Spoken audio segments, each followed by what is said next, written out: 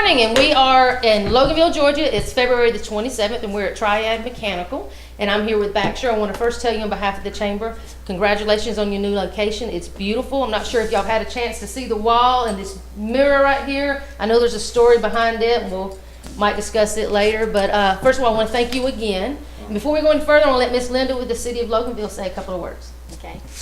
Well, good morning, everyone. We are glad to have new business in our area all the time, so we're glad that you chose this area to move to, and we hope that you're very successful, and we welcome you to Loganville. Well, thank you. Thank you, Miss Linda. So Baxter, tell us all about Triad. What all do y'all do? Well, first of all, thank y'all for giving us this introduction here. We appreciate that. We're in the heat and air conditioning business. We do single family and commercial. We do new installations, retrofits, and multifamily work is what we do here too. So we do a little bit of everything right here. We've got our staff here. Y'all know Miss Kim. Does everybody know Miss Kim? That's my son Baxter. We got Scott. We got Kyle. We got Mike over here. And we've got, how many employees are y'all running over here? 18. 18. Wow. 18. So they're out and about working right now. Yes, ma'am. Well, we're all working too. We're working. So there's a lot of competition in town, but it doesn't matter about that. We've been Triad Mechanical's been here since 92, 91, 92. And this is kind of like a service center of Triad Mechanical. Been here, 13 years? 2007. 2007. But we all work together here. We all work together. I understand we got a banker here. That's good to know right here. So we hadn't met him before. We needed you about 2 months ago. Yeah. We didn't need you about 2 months ago. And never had all these good-looking ladies in here at one time. So that's nice to see. I still don't know what everybody does, but it doesn't matter. But I guess Miss Kim knows everybody here. We're gonna get to know Miss Kim even more, and well, that's good. We're gonna get you involved, and we'll be sure to introduce folks afterwards. Okay. But, all right. do you want to go ahead and introduce? We already introduced your staff. Do you want to tell us, or do you, Baxter? You want to tell us how they can find you guys? Because I know y'all were on Highway 81, and now they're right here on 78. But give us the address and then all that good stuff. Yes, now we're located at 3220 Highway 78. You can find us on Facebook, Triad Mechanical. You can find us online at triadmechanical.com. We promote, advertise, Angie's List, Kudzu, Yelp, Google. So, we try to promote as good as we can, but with the new location, hopefully it'll bring us a bunch of viewers right here on Highway 78. So we're excited. Y'all want to shout out your telephone number? 770-682-0075. She's done this before. Just once or twice. And 24-hour service. Excellent. So that's one thing. Very good. Well, again, Have y'all going 78 towards Monroe? We've got a billboard up there on the right. What's that road right before? 88th Road we got a double billboard up there. I don't know if y'all noticed it, but next time you go that way, notice it. And then I think we're going to have one right here. Are we going to have one right here pretty soon? Right here on the left, right here, we'll have Excellent. one going into Loganville. So, perfect. Well, you've got a new sign out front, so they can't miss you right through here. Although she passed it twice this morning. I told you she was timing her laps. That's all it was. She was timing her laps. It was, you just want to see how quick she could get here. Anyway. Good thing I left early. There you go. Yes, ma'am. But we do have some advertising, and try us out. We're here to stay, and we'll make good neighbors, everybody. Very good. Well, again, congratulations, and you ready to go outside and cut your ribbon? Yes, ma'am. They're gonna cut it. They're gonna cut it. All right, sounds good. 1, 2, 3.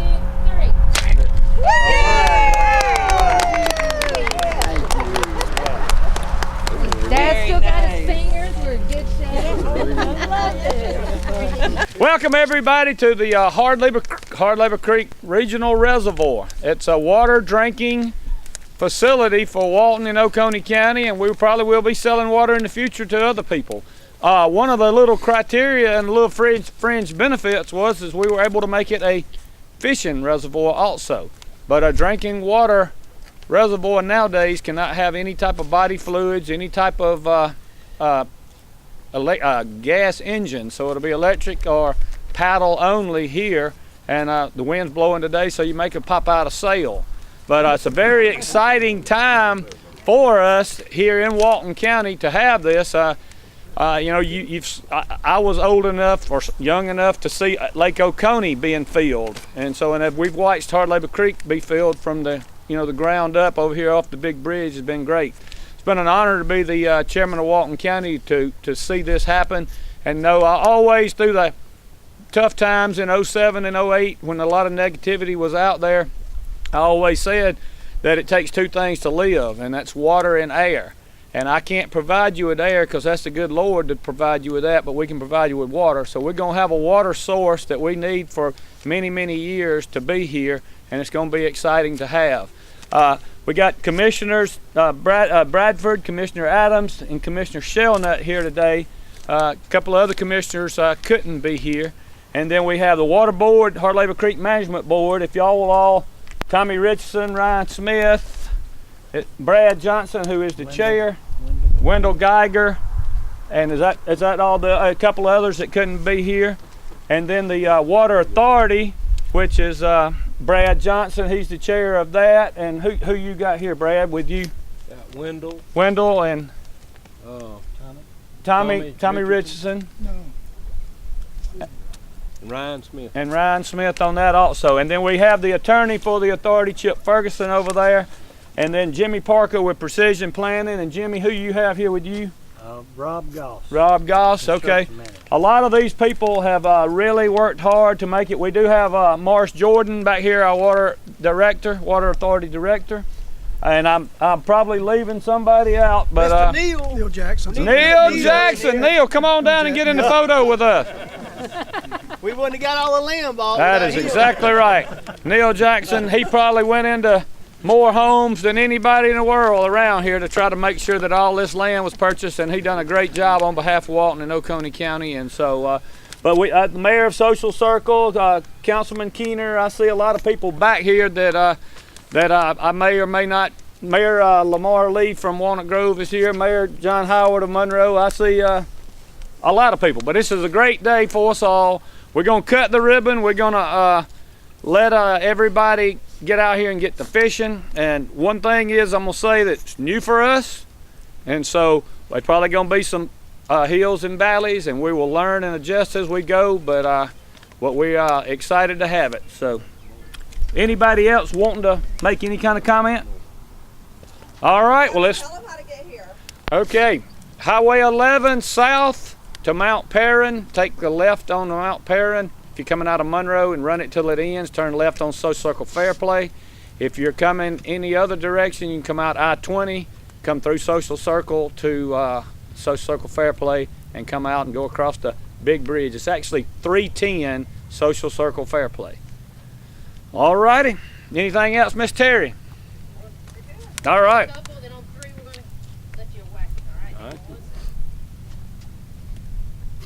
One, two, three. All righty. Somebody bring us a boat. Somebody bring us a boat. As you can see, there are a lot of people here ready to go fishing. I'm just going to scan in here a little bit and let you see all the boats, the people that are waiting to come down the ramp, load their boats, and go fishing.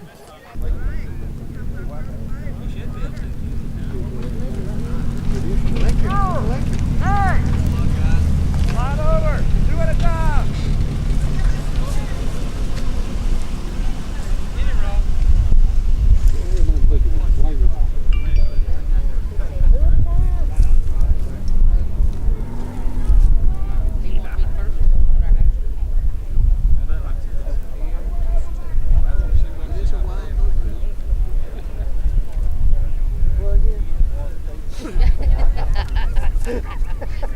Pull it out. There he is. Pull it out. Now you know he's embarrassed. That's what I'm doing, don't Frank?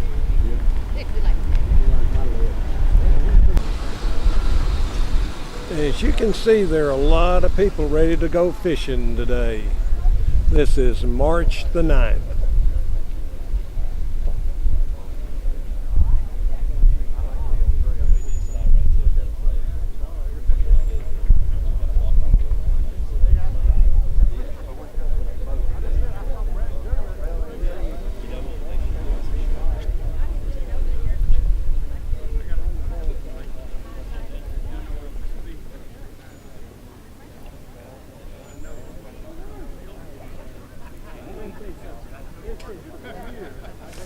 And there's a nice area over here to dock your boats also. I'll swing over there and let you see it. And here's a shot of all the boats that are backed up to load right now. It's been a great turnout for people to load their boats and go fishing today. And it's a beautiful day to fish too.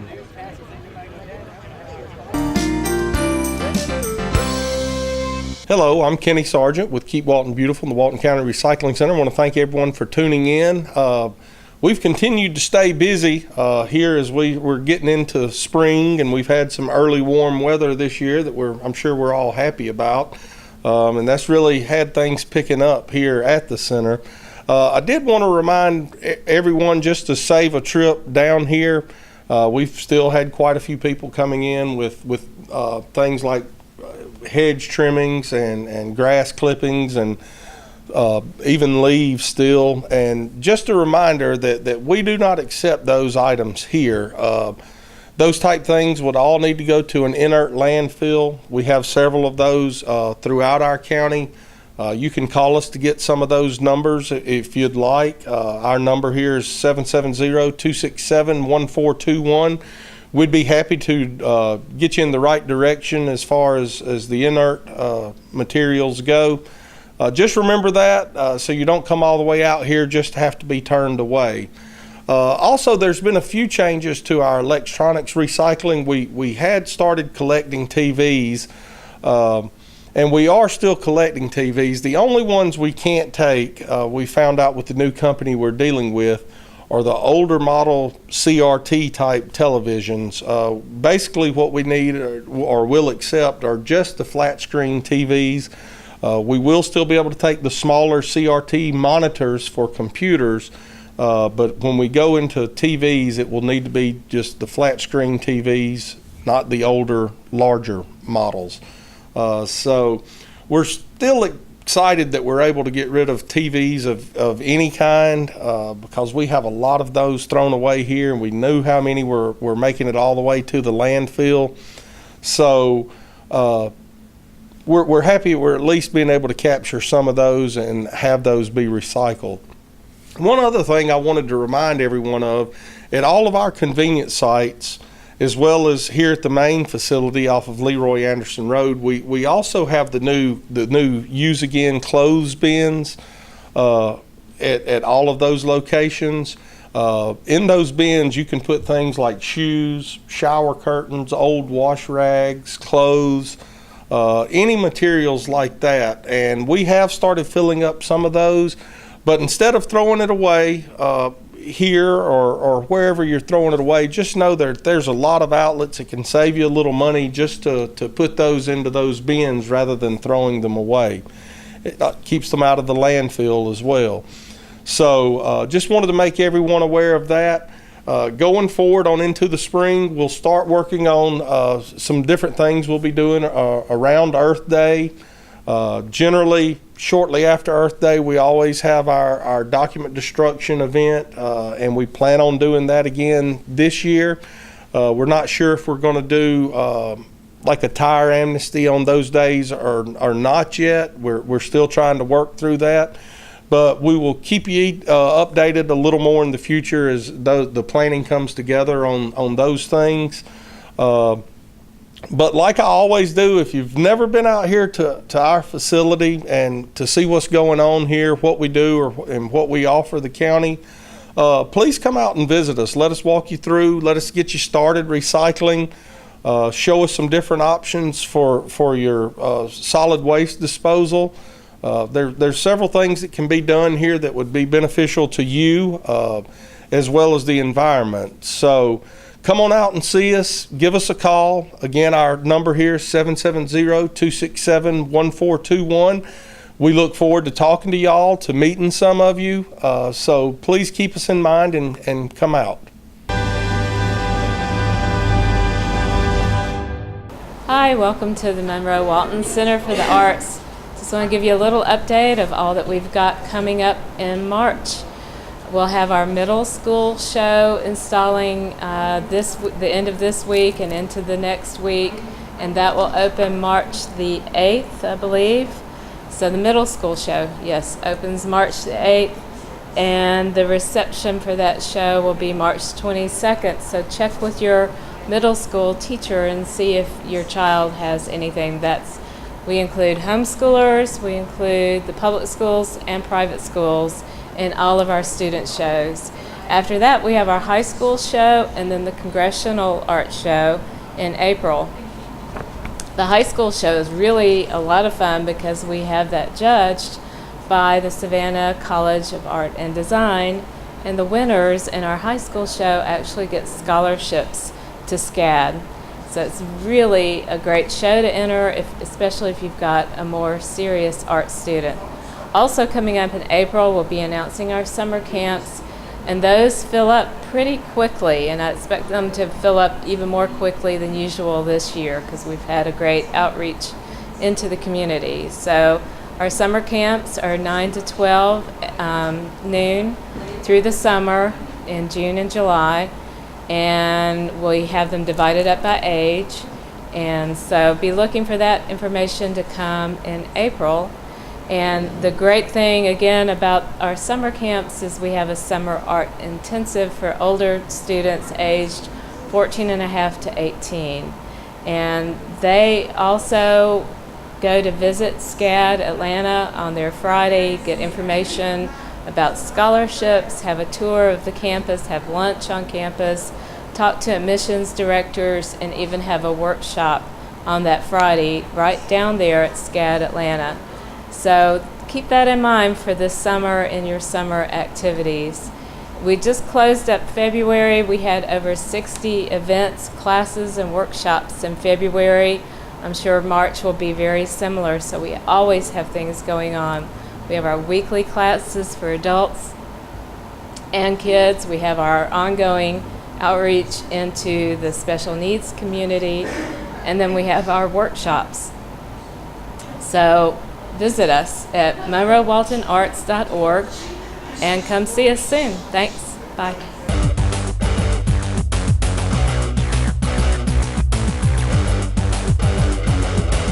Hi, this is Jody Johnson. I'm here with the Recreation Report.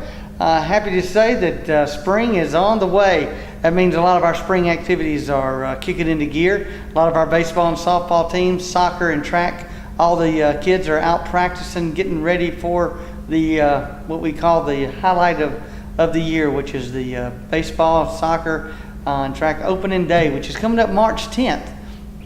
It's a very short time when this is aired, so we hope everyone will come out. We have 54 baseball and softball games planned just on opening day. And now we've got somewhat of a tradition going on with our opening day is also the barbecue festival. So that's a free event as far as admission goes. Go out and purchase some great tasting barbecue and a lot of other things. A lot of vendors are out there. So get to see a lot of great baseball and softball out at Crystal Park, South Walton Park, and out at West Walton Park. And it's a great day on March 10th. We start around 10 o'clock in the morning and go to the afternoon when all the games are finished. So we're looking forward to March 10th and the opening day of our spring season games. Hoping for a good dry afternoon. So also today I have Joey Logan, who is our soccer specialist. Our go-to guy for all soccer questions that we have. And it also, March 10th is the opening of our rec soccer. Joey, tell us a little bit about how soccer is going this year. Soccer's gonna be good, man. We have new uniforms coming out this year. I'm really excited about, based off of Major League Soccer teams, the Timbers, the Dynamo, the Revolution, the Rapids, the Whitecaps. Really excited to see these new uniforms this year. We have roughly about 25 to 28 teams. We have our U12 is going to be playing some other opponents this year. Our U15 is going to be traveling a little bit to Covington and to Winder, getting ready for another great season of soccer. And that's great. Soccer is one of the fastest growing sports. I know usually every couple of years with the World Cups and the Olympic soccer and with the United coming to town, it really got a buzz for soccer in the community, and as teams do better. I know you really follow United, and you're really expecting great things out of them, selling out the stadium every time they're there. So they know there's a big following for soccer here in this area. Absolutely. Atlanta United's gearing up again. Their opening match is this weekend, March 3rd, and then they come back home on March 11th. Looking forward to another season, big signings, big team coming back, and big support too as well, getting back to Mercedes-Benz Stadium. Yeah, that's a good sport, and it's really great for kids starting out at the younger ages. We have our U6, which is the 4 and 5 year olds. You go out and you play small-sided soccer. Everybody gets pretty much guaranteed to touch the ball, whether it's on purpose or by accident, because there's just not enough folks out there on the field. It's a smaller field with the less players, and as the kids grow, the field grows, and the number of participants grow as well. So it's a great thing for introducing kids. It's a great exercise for them. Games usually last around, there's 2 20-minute halves, I believe, for the majority of the sports until they get older. So it's a good place for them to get active. There's not a lot of standing around. So it's a good sport for the younger kids to stay active and to start a healthy lifestyle. So I appreciate you coming with us and talking about soccer, kind of highlighting soccer this week. But March 10th, we have all of our rec opening days. We primarily play all of our soccer out at Felker Park, which is, we have a lot of open space out there. We kind of move age groups around based on what we have going on that year, and for turf control and all the things like that, for concession stands, bathroom convenience. So I'm not going to tell you exactly which fields each ones are going to play on, but they're labeled by color. If you go out to the field and your family members tell you whether it's blue, gold, purple, you should be able to find where they're at that park. So I also want to encourage everyone to, on these days that it's rainy during the spring, join our community center. It's a great place to stay active. A lot of friends and family come up there. We have a lot of seniors that walk and exercise up there. Our senior aerobics program is huge here in the central Walton area, with about 120 members coming in each 2 days a week for the aerobics program. We are planning some other programs like our fishing derbies that'll be coming up in early June or late May. So look forward to that next time on our next show. And we'll talk about how the baseball and softball and soccer and the track and field are doing for the season. So remember, again, sportsmanship starts at home. We want everyone to talk with their kids about sportsmanship and to continue a good relationship with the volunteers that we have. So that's why I always say it starts at home, with you talking with your child about their attitudes and their relationships with their coaches and their fellow players. So until next time, thank you very much.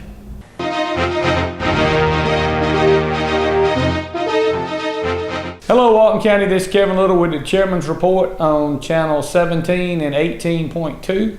Good to talk to you today. It's the first day of March, and spring is right around the corner. Old Mother Nature is still teasing us a little bit. We have some 70s, and then we drop back to 30s, but everything's kind of moving forward. And so I did want to talk to you as brush and limbs and things beginning to grow and leaves take on trees. If you see problems up and down the roads or the right of way, please let us know. We've had a good bit of wind, some storms through the winter months, and even that one little snow. We may have blocked something, and as days get longer and you're traveling down, you'll be able to see. And that's one of the important things with our public works and road department, is we want to make sure the travel lanes are clear and smooth for you to be able to get to your destination. Speaking of traffic and transportation, we are currently meeting with the city managers and the mayors from the cities in the county. We are continuing to work. We'll have a transportation summit later in the spring, as you can't hardly go anywhere in Walton County and without being impeded by traffic, red light, stop sign, cars, and so that's something that we're working on to try to help you. We're trying to got a spliced boat coming up later this year, and we're wanting to try to leverage that money with DOT's money to try to alleviate some of the traffic problems we have in throughout our county. And we are currently in the process of putting together those projects right now with some of the most needed problems that can be immediately, quickly fixed, and we hope to help you be able to travel smoothly to your destination. Also, the legislature's in session, and yesterday was crossover day, which means that anything that was brought up in the House has to be carried over to the Senate for them to debate, and anything in the Senate has to be carried over to the House. Can't anything new come from either side, so be mindful and really watch your local news or your local media source to see some of the bills that are up there. There are going to be quite a bit of debate between now and the end of March.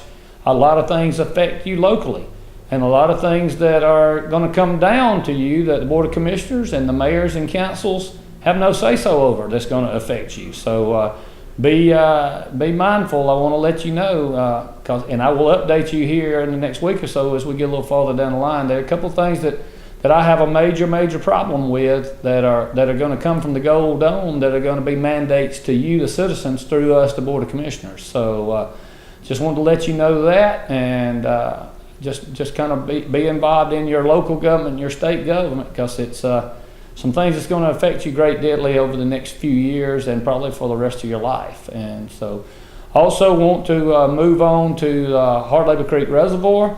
The Board of Commissioners and the Water Department will be meeting next week. Hopefully we'll have the reservoir open by the first weekend in March, first full weekend in March, which will be the 9th, 10th, and 11th. We hope we'll have the fees set to where you'll be able to fish all the rest of the summer. And it'll be an annual pass or a daily pass is what we're looking at. We just have not arrived at the exact numbers yet. So something exciting to have. I haven't checked the numbers on Hard Labor Creek, but I'm sure with all the rain we've had in the last few weeks, it's probably within 2 or 3 feet of full pool. So it's has grown a lot in the last 2 years. And so it's exciting to have that water source in the county for economic purposes as well as drinking water purposes. So had a lot going on, and if you have any questions or concerns, please give me a call, 770-267-1301. Thank you.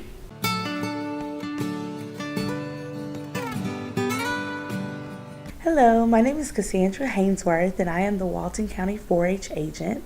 And here at Walton County 4-H, we have a lot of exciting events and activities coming up that youth aged from 5th grade to 12th grade are able to get involved in.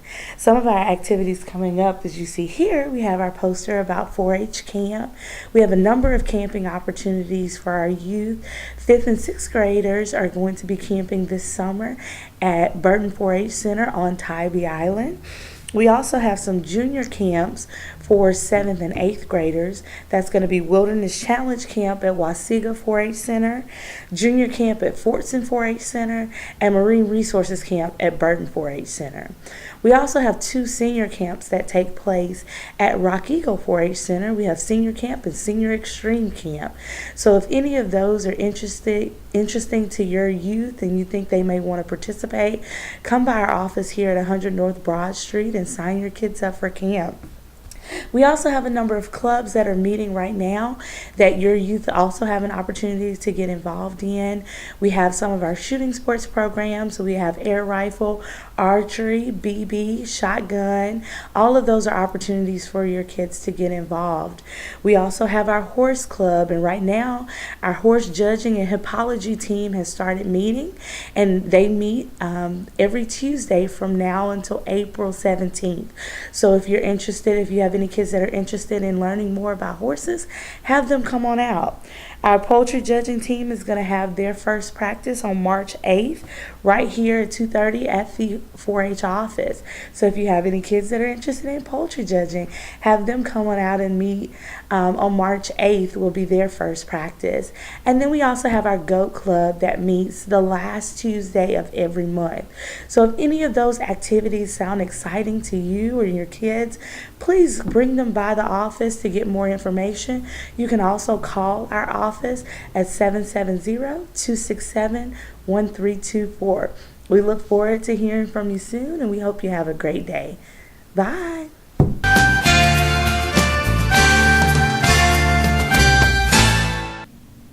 Good morning. Thank you for watching. I'm Dina Huff, Executive Director for the Partnership for Families, Children, and Youth.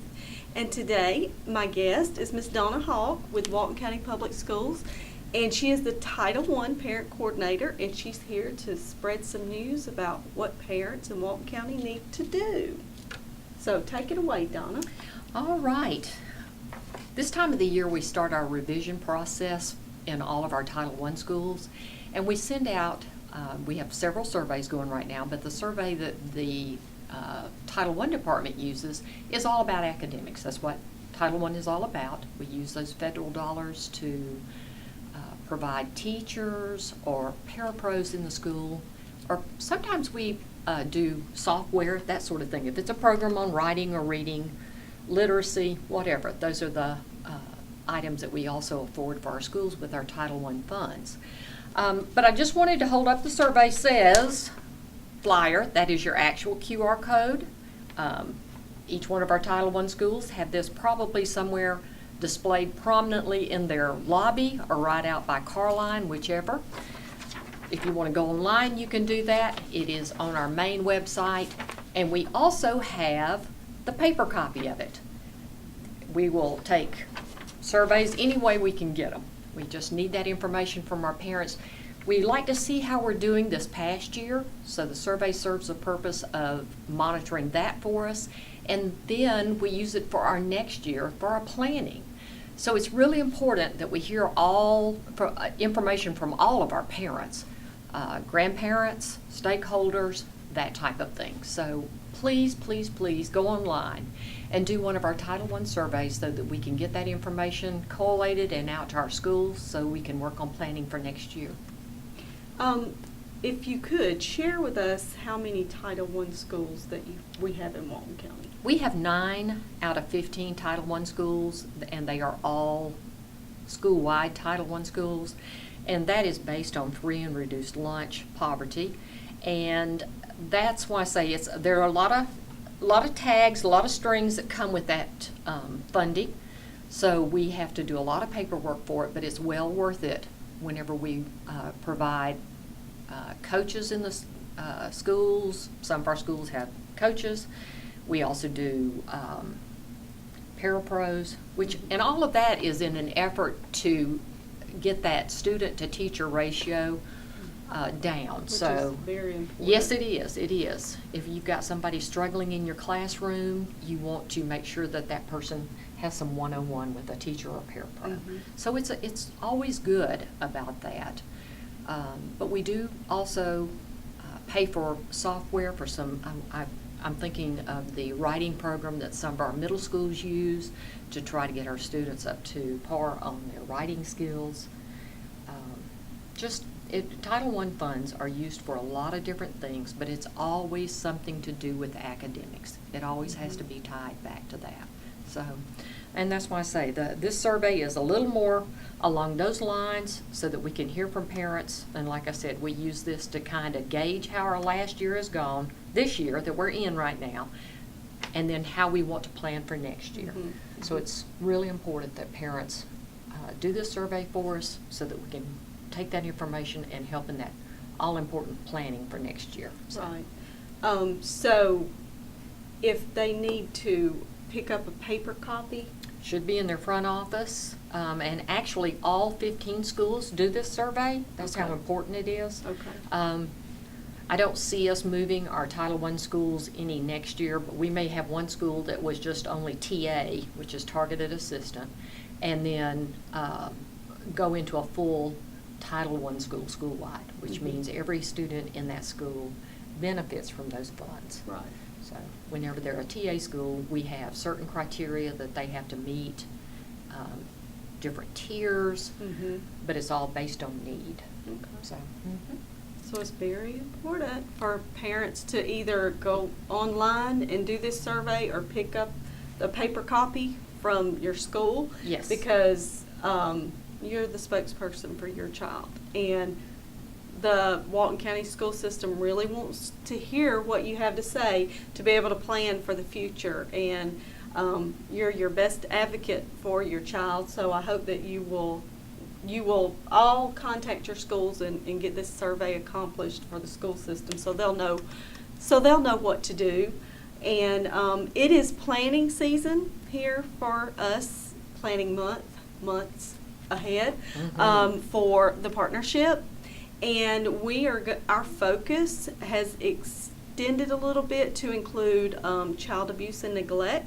So we will have some strategies that we're working on around child abuse and neglect because the numbers are up in Walton County, and we will have more information on that, but we are putting that in our plan this year.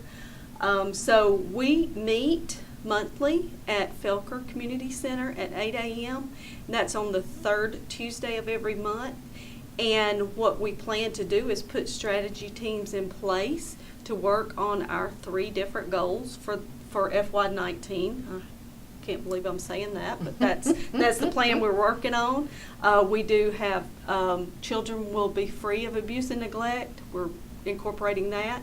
Family poverty and risky behaviors of youth. So those are our 3 different goals that we're going to work on this year. And we have numbers to prove that there are needs in each subject. So if you're interested in what we do, I invite you to come attend our meetings. It's open to the public. 8 a.m. Felker Community Center, the 3rd Tuesday of every month. And if you ever have any questions, please feel free to call us here at the partnership, 770-207-6060. And I do appreciate you joining me today, Donna. Certainly. And please take the survey. Please take the survey. And if you need to get in touch with me, I am located at the BOE office upstairs. My number is 770-266-4530. I am the district Title I parent coordinator for all of our schools here in Walton County. So please take the survey so that we can use that information to improve the education for our students, possibly your child. Thank you so much. Yes, and thank you for watching.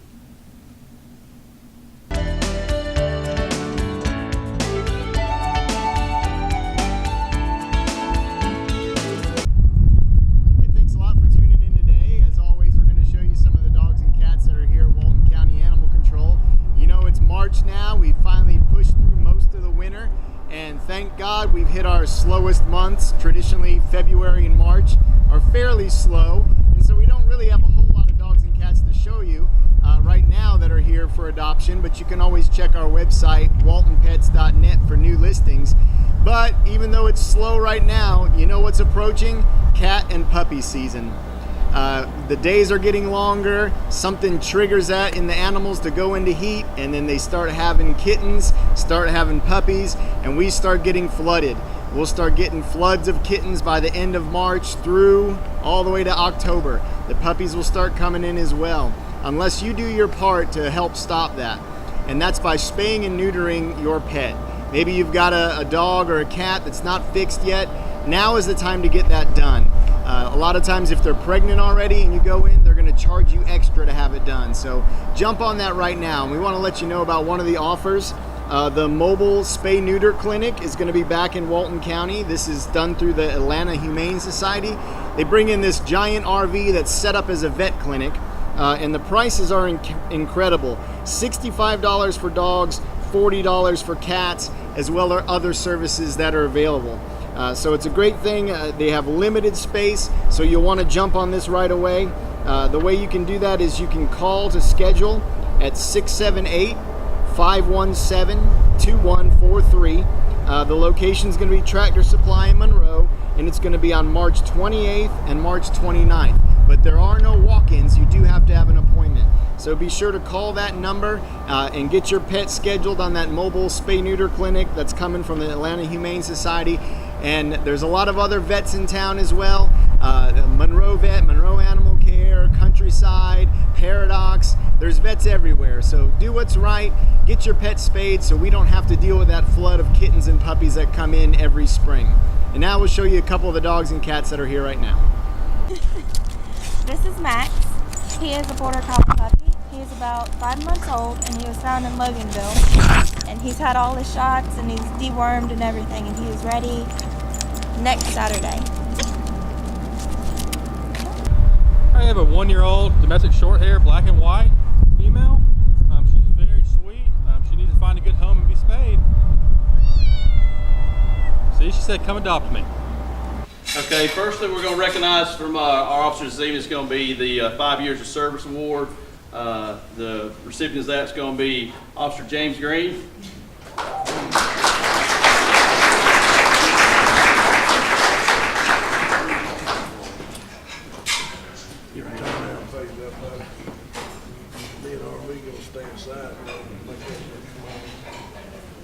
You're gonna have to get up and do them pictures, baby girl.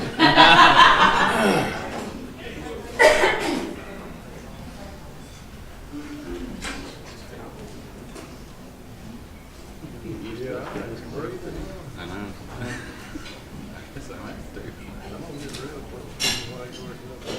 Good? Yeah, thank you.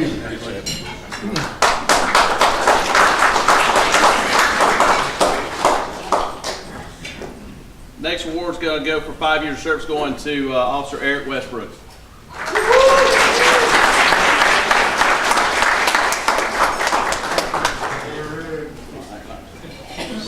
$20 to go.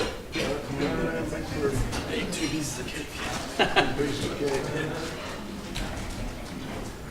You get it, Wayne? Thank you.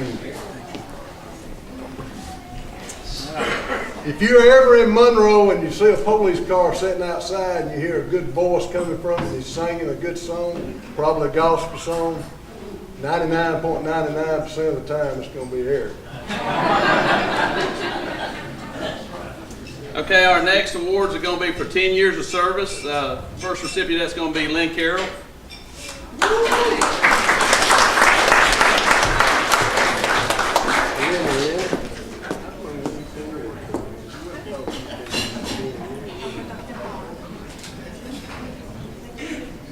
Thank you, Bill. Thank you, Bill. Thank you, Bill. You know, it's wonderful to have a fire guy that can take pictures and handle bees and do all these other things. Our second recipient for 10 years service is going to go to Sergeant Sam Harrison.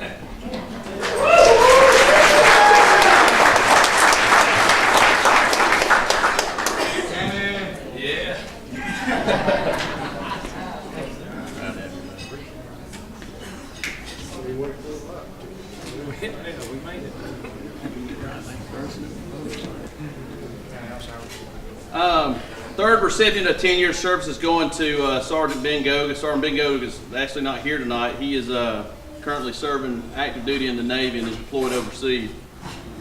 Our next awards are going for our 15 years of service, and Chief Class is going to call those out. First one goes to R.B. Watts. He's been with us 15 years. He had a nickname that I can't say in this setting. Probably he had a problem about cars, and but he was being where he ought to be at the right time. And there's just some tough things was happening, but we appreciate RV, and he does a good job for us. Thank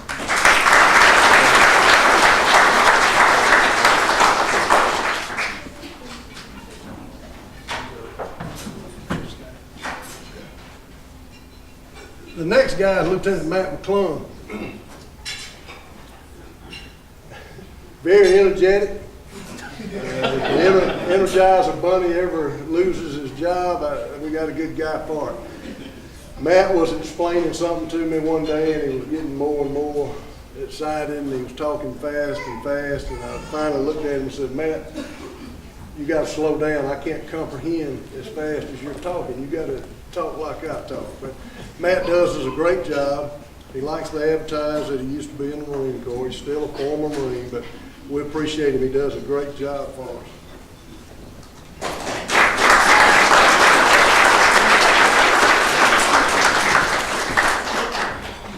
And where's Polo? All right, our next recipient is going to be 20 years of service. This individual has been through a lot here at Monroe PD. Has done an exceptional job since he's been here. I've seen him on good days and I've seen him on bad days, but one thing about it is he's consistent, he's hardworking, and he's loyal and dedicated to Monroe PD, and that's Brandon Temple.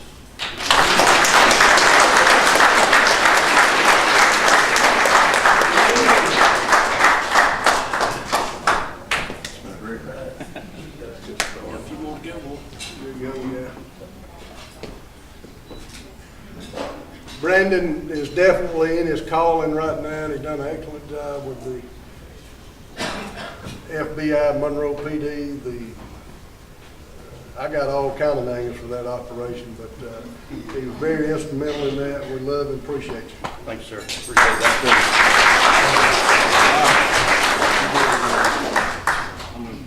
At this time, I'm going to turn it over to Lieutenant McClung. He does our training, does our firearms training. He's going to be presenting the Top Gun Award. Normally every year we're able to give out multiple training awards, but because of some manpower issues we had to cancel a lot of our in-service training last year. But everybody did have to qualify because Post makes sure that, so we did have a Top Gun last year. And our Top Gun recipient, it's the first time ever this individual had a Top Gun in the city of Monroe, and that's also Detective Brandon Temples. Brandon shot at 295, a 295 only dropping one round out of the A ring into the B ring this year. So, congratulations. And let him hold that. Yeah. Sorry. And Brandon has never been in the Marine Corps. But he was taught by a Marine and a Ranger, so. Never been in the Marine Corps. But he was taught by a Marine. Brandon was my first supervisor when I came to work here too, so. You got the rest of it?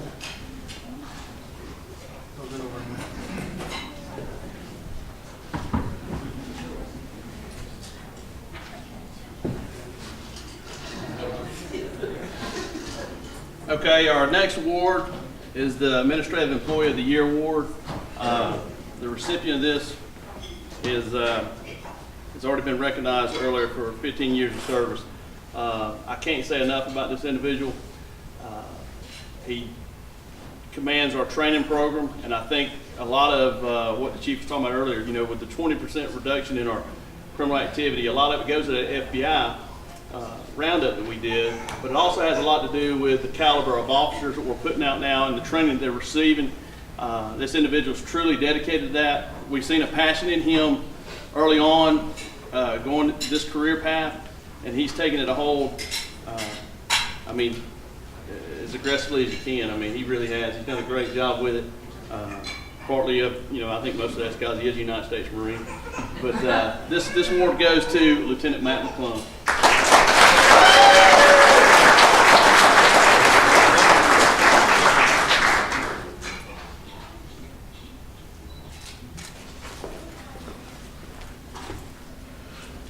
What Ricky was saying is exactly right. With we got to work together as a team. It doesn't matter what you do here; it's got to come together as a team. From the admin, from Trudy, from anybody that works here. Trudy's our attack officer that does our GCIC and all that.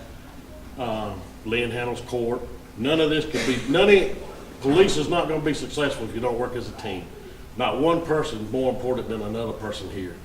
My officers, I say my officers, but uniform patrol officers, each one of them is just as important as I am. I look at them as more important because all I do is just manage what needs to be managed. They're out there on the streets every day doing what they need to do. When us older guys, me and Ricky and RV and the chief, younger, we did it. Leave me out of that older one, though. Yeah, he's not far behind me. So, but some people stand out. And I want to call up Officer Jimmy Choi. Is he here? Choi here today? Choi here. He's working shift. He might be on a call because he's. They did. All right. One thing I want to say about Officer Jimmy Choi is, some people stand out a little bit more. We've worked short. A lot of people has known that. We've had to call officers to fill in.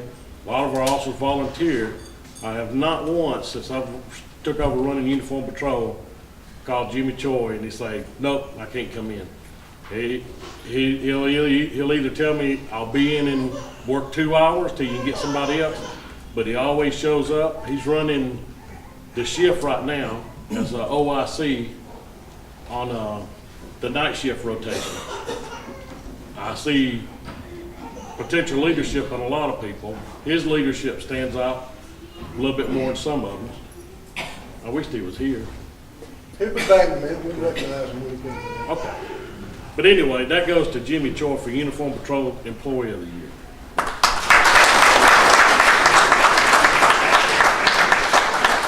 I'm going to leave this right here, Chief. Yeah. Okay. Before he does come in. Thank you. All right, moving right along. Next, we're going to recognize recognize the MPD Employee of the Year. Just to say a few things about this officer. I remember vividly when this officer first came to work here. He was coming from Gwinnett County.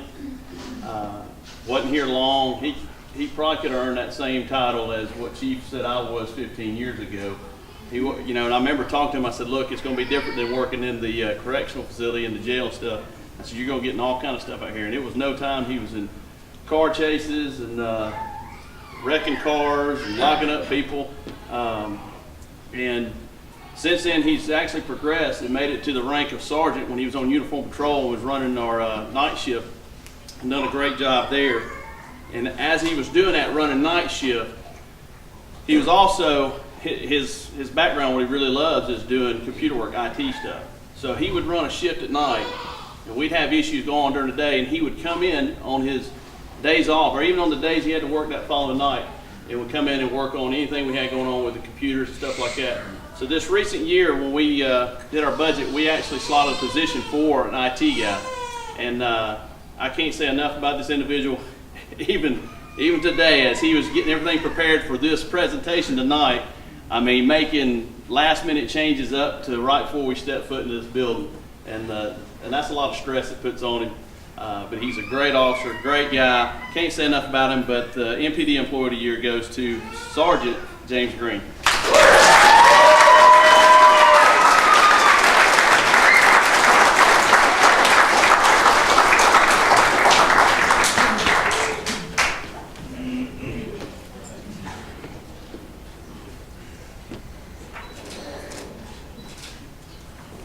Stay up here just 1 minute. I had to, again, use my multi-talented fire guy, and I left a little something in the vehicle. He's going to get it. He'll be right back.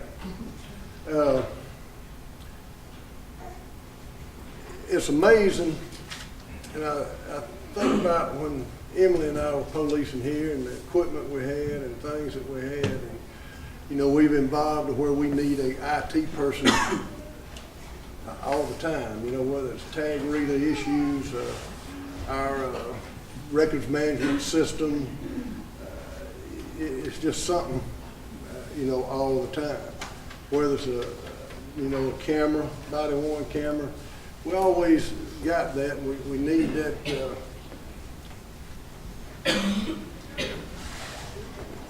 We need that, and we're proud to have been able to do that. Proud that Logan let me have his ear, and we talked to him,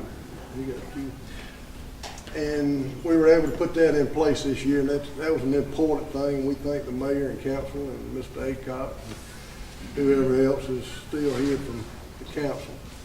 But we appreciate that, and that's the kind of support we got to have to do what we do and to continue to improve what we do.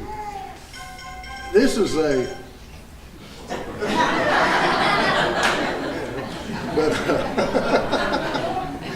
this is a donation from a businessman here in Monroe. He donates a certain amount of money, and we split it between fire and police. And his name is in here. He doesn't want to be brought out in public, doesn't want his name there, but his name and phone number's in there, and it would behoove you to call him and say thank you, because I thank him all the time. It's great what he does for us. But that's also a nice little gift. So thank you and congratulations. Thank you, sir.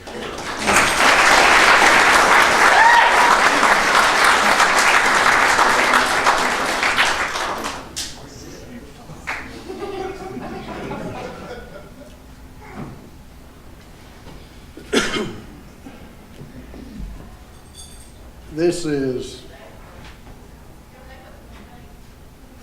14 years, 13, 14. The reason we do this is to honor our men and women that work for the Monroe Police Department. It's also to always remember and keep close to our heart Michael Etchison, who was killed in the line of duty serving this very community. Back in 1977, that wasn't a common occurrence where wasn't as common, you know, as it is today. We've had 6 or 7 officers killed in the last 7 or 8 days. Over in Henry County, the young officer died. 2 days later, wife was having another child. What men and women in public safety, fire and police do every day for the community, working a fatality wreck, the fire and the police there. Those scenes don't leave you. They may not haunt you, but they never leave you. They're always with you. You can run them like a movie in your head. They're always there. They're not going to go away. May not keep you awake at night. May not make you an alcoholic. May not make you get on pills. May not, but it's going to always be there. It's going to always be there. So tonight,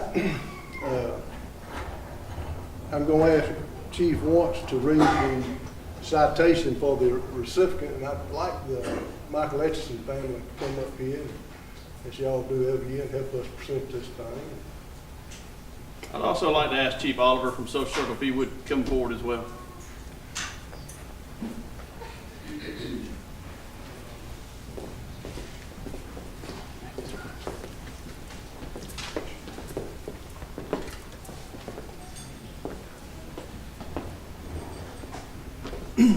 On 18 March 2017, City of Social Circle Police Officer Robert Orr was not on duty and was simply passing through our jurisdiction when he witnessed a citizen being attacked by large dogs.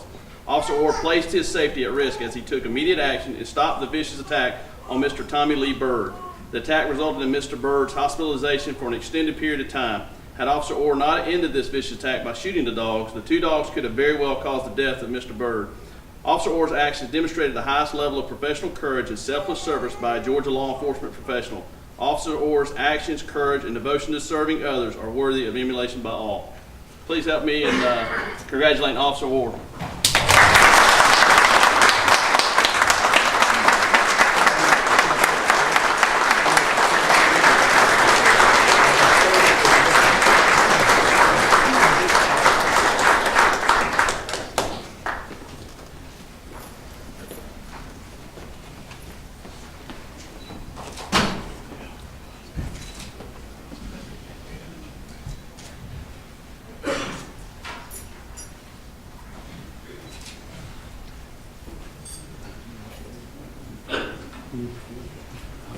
Okay. I'd like to thank the police department and thank you, Mr. Orr, for your bravery, and thank y'all all of what y'all do. I mean, so many times y'all get a bad rap, but not to me. We back to blue. Thank you.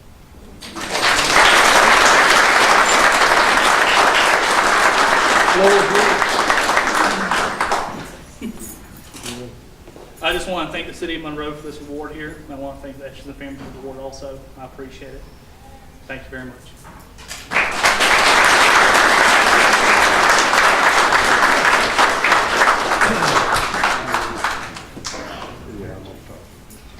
Where do you come alive?